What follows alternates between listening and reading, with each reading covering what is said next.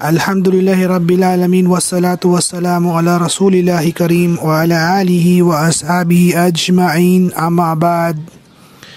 Muli na naman po magtalakay tayo ng mga bagay na pinagbabawal sa Islam. Katulad ng pagtatago ng kakulangan ng paninda o yung pandaraya sa pagtitinda. Minsan napadaan ang Propeta Muhammad sallallahu alaihi wasallam sa may nakatumpok na pagkaing ipinagbibili.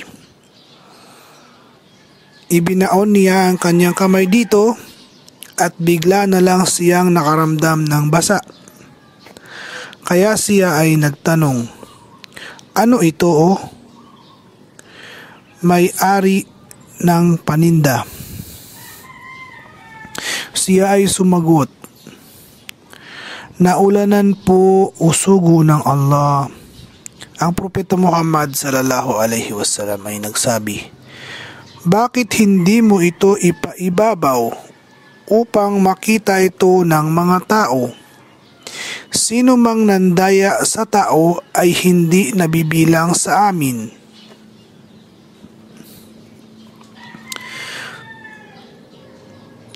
Iniulat ni Muslim. Sa panahon ngayon,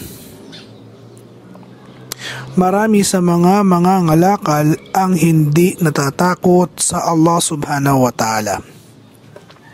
Pilit nilang itinatago ang kakulangan o sira ng kanilang mga paninda sa pamamagitan ng paglalagay ng balot dito o takip o pagtatago. Inilalagay ang sirang paninda sa pinakailalim ng kahon.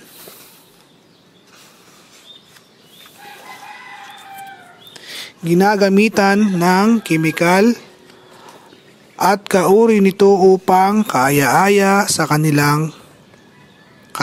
ang kanilang paninda sa paningin ng mga mamimili.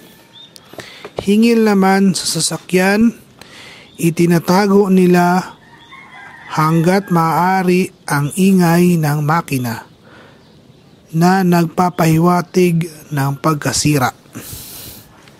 Kaya naman kapag dinala na ng nakabili ang produkto sa kanilang tahanan, magsisimula itong masira.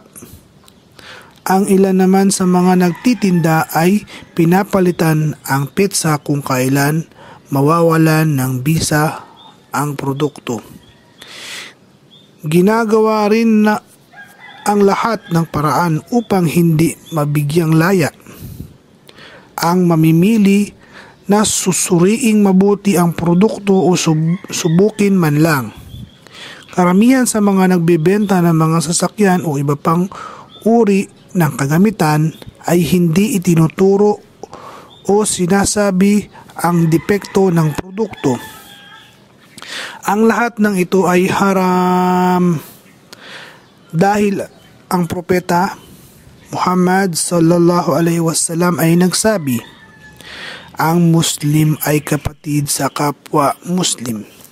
Hindi ipinahihintulot sa isang Muslim ang pagbentahan ang kanyang kapatid ng anumang bagay na may sira o kakulangan na hindi ipinababatid sa kanya." Iniulat ni Ibn Majah.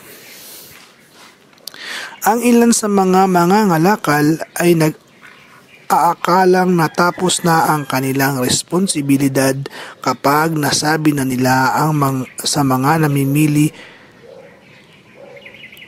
sa subastahan ang ganito, "Ako'y nagbebenta ng santambak na bakal, isang tambak na bakal." Ang pagbebentang ito ay walang biyaya, katulad ng sinabi ng Propeta Muhammad sallallahu alaihi wasallam. Ang dalawang pangkat na nasasangkot sa bilihan ay may laya na tapusin ito. Halimbawa, ang bilihan ay hindi patapos hanggang sa sila ay maghiwalay. Kapag ang dalawang panig ay tapat at makanutuhanan hingil sa anumang sira o kakulangan, ang pagpapalitan ng kalakal ay pagpapalain. Subalit kung sila ay nagsisinungaling at itinatago ang anumang sira, ang biyaya ng bilihan ay mawawala. Inulat ni Al-Bukhari. Sunod na ating talakayin ay ang pagkukunwaring pagtataas ng halaga. Ito ay tungkol sa kaugaliang pagkukunwaring pagtataas ng presyo o halaga ng walang layuning bumili upang madaya lamang ang iba.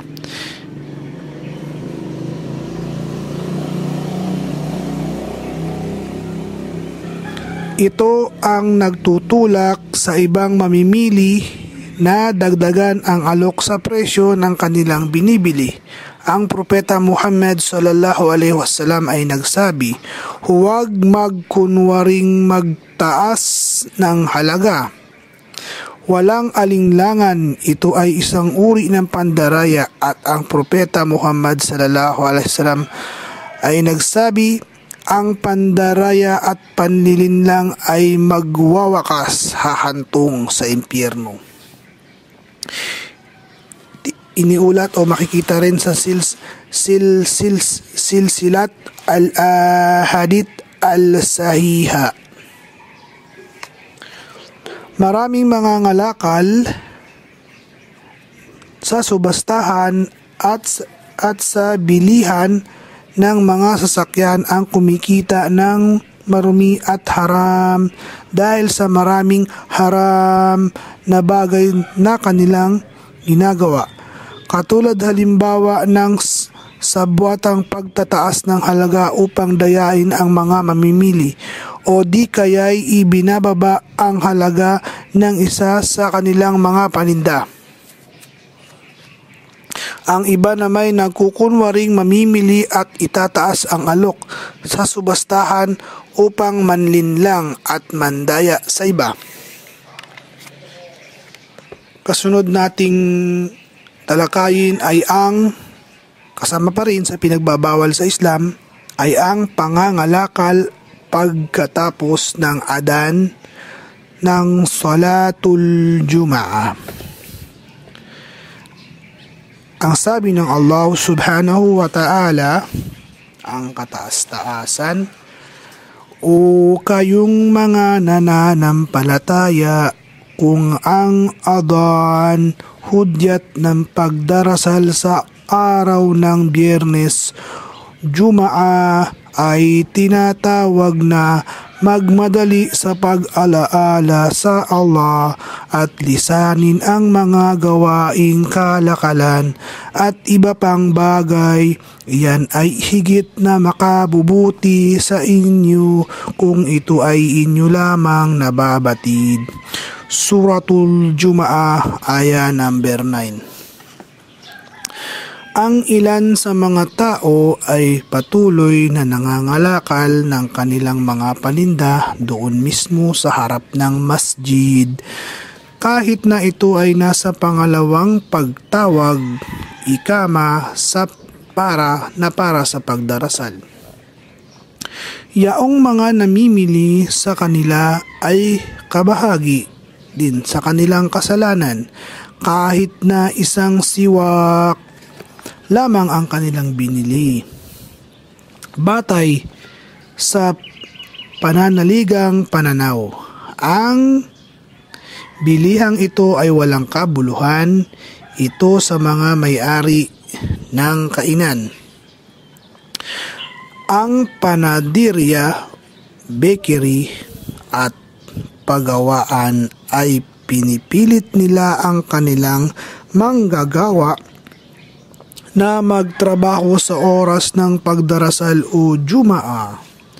Bagaman ito ay maaaring magdagdag ng kanilang kinikita at sa katunayan sila ay talunan pa rin.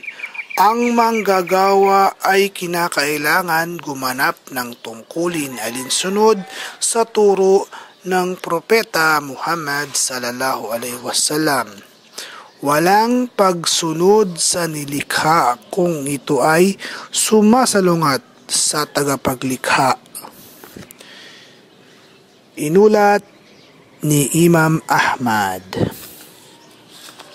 Kasunod na ating tatalakayin, karugtong nito ay ang pagsusugal na mahigpit din pinagbabawal sa al-Islam. Ang sabi ng Allah subhanahu wa ta'ala, "O kayong mga nananampalataya, ang lahat ng kamar, lahat ng uri ng inuming nakalalasing at ang sugal at ang ansab, ang altar na yari sa batong inaalay sa mga santo at iba pa, at al-azlam, panghuhula upang hanapin ang kapalaran o pagpapasiya, at mga gawaing kasuklam-suklam mula kay Shaitan. Kaya mahigpit na iwasan ang lahat ng ito upang kayo ay magsipagtagumpay." Suratul Maida, aya number 90. Ang pagsusugal ay talamak na noon pang panahon ng Jahiliya. Kamangmangan, isa sa pinakatanyag na uri ng sugal ay ang pagbili ng kamelyo ng 10 tao na ang bawat isa sa kanila ay magbabayad ng katumbas na bahagi. Pagkatapos sila'y maghahagis ng sibat, uri ng palabunutan. 7 tao ang mananalo ng kabahaging hindi magkatulad, at ang 3 naman ay maiiwang talunan at walang makukuha. Sa panahon ngayon, napakarami ng uri ng sugal. Ilan dito ay ang mga sumusunod: loterya o loto at palabunutan, na kung saan ang mga tao ay bibili ng numero, pagkatapos ng mga numerong ito ay bubunutin para sa una, pangalawa at pangatlong gantimpalang may katumbas na sari-saring mapapanalunan. Ito ay haram kahit na ito ay ginagawa para sa kawang gawa. Pagbili ng isang produkto kasama ang isang papremyong di tiyak na bagay o pagbabayad ng numero upang ito ay bunutin at pagpasihan kung ano ang makukuha. Isang uri ng makabagong sugal ay ang siguro, insurance, katulad ng kasiguruhan ng kamatayan, siguro ng insurance ng sasakyan, insurance ng produkto, sigurado, insurance laban sa sunog o pagnanakaw, at marami pang iba. Maraming uri ng insurance na kahit na ang mga mang-aawit ay isinisuguro ang kanilang mga boses o tinig. Ang lahat ng mga nabanggit ay mga uri ng sugal. Sa panahon ngayon ay may mga natatanging bahay sugalan na kung saan ay may tinatawag na hapag ng kulay, luntian o roleta, na inilalaan ito sa tao upang gumawa ng kasalanan. Ilan pa sa mga uri ng sugal ay ang pakikipagpustahan sa karera ng kabayo at iba pang laro.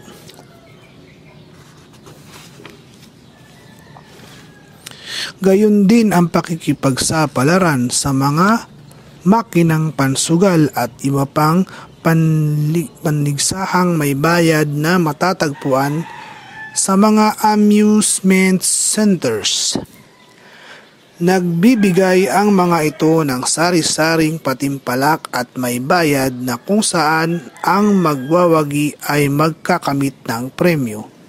Ang lahat ng ito ay haram ayon sa malinaw na pahayag ng ilan sa mga pantas. Sunod na ating talakayin kasama pa rin sa pinagbabawal sa Islam ay ang pagnanakaw. Ang sabi ng Allah subhanahu wa ta'ala, at ukol sa lalaking magnanakaw at sa babaeng magnanakaw, putulin mula sa sugpungan ang kanilang kanang kamay bilang kabayaran sa anumang kanilang ginawa. Isang kaparusahang magsisilbing halimbawa mula sa Allah at ang Allah ay ganap na makapangyarihan ang tigib ng karunungan. Suratul Ma'idah, aya number 38. Isa sa pinakamasamang uri ng pagnanakaw ay ang pagnanakaw mula sa mga taong manlalakbay patungong Makkah. Ito ay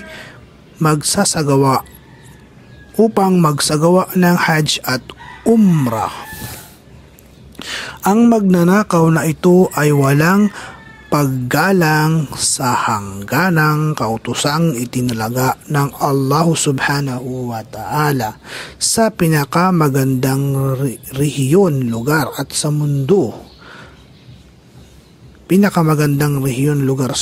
At ang paligid ng bahay ng Allah subhanahu wa ta'ala sa naitalang hingil sa salat al-kusuf, dasal para sa paglalaho ng araw o eclipse. Ang propeta Muhammad sallallahu alaihi wasallam ay nagsabi, ang impyerno ay nailapit at iyan ay makita ninyo akong humakbang paorong sapagkat nangamba ako sa init nito na makalapit sa akin. Nakita ko roon ang isang lalaki na may baluktot na baston na hinihila ang kanyang bituka sa apoy. Nagnanakaw siya mula sa manlalakbay sa Hajj sa pamamagitan ng kanyang baluktot na baston. Kapag siya ay kanilang namataan, siya ay nagsasabi, ito'y nasabi lamang ng aking baston. At kapag sila ay hindi nakamasid sa kanya, kinukuha niya ang anumang bagay na kanyang ninanakaw.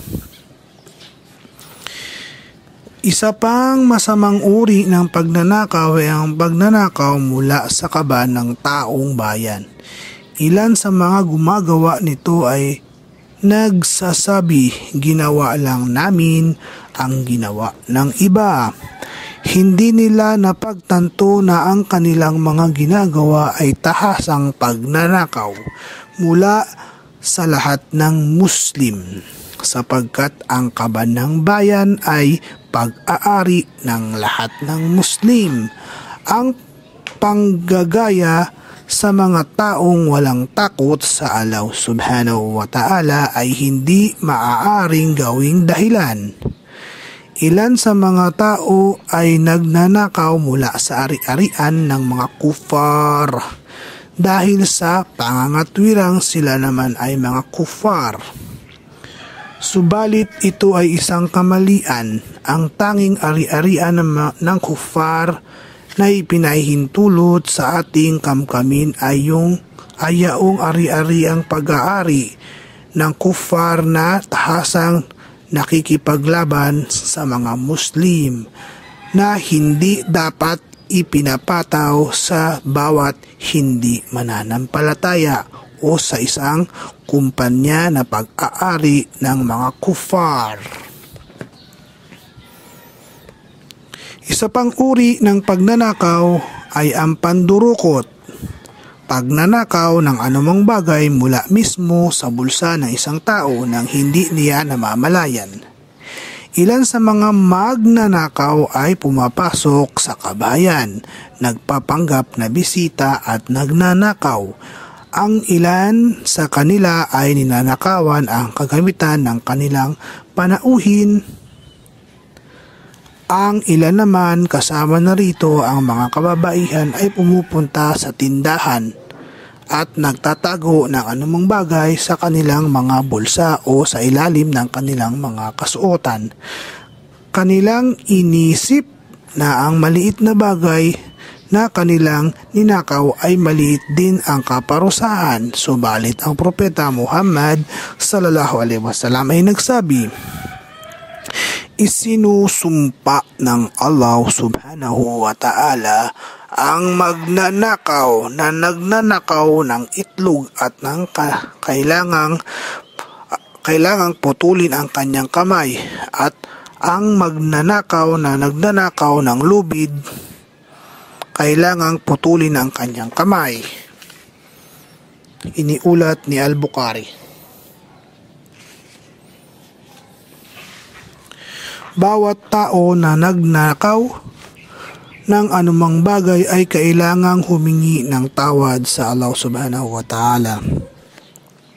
At pagkatapos ay ibalik ang bagay na kanyang ninakaw sa may-ari. Maging hayag man ito lingid o sa pamamagitan ng ibang tao kung siya ay nahihiya.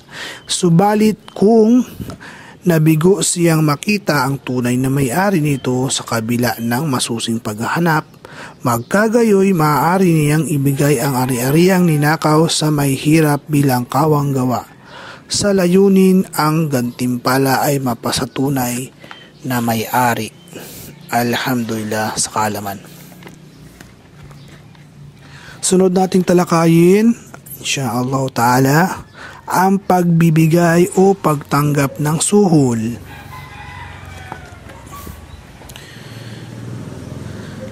Ang pagbibigay o pagtanggap ng suhol.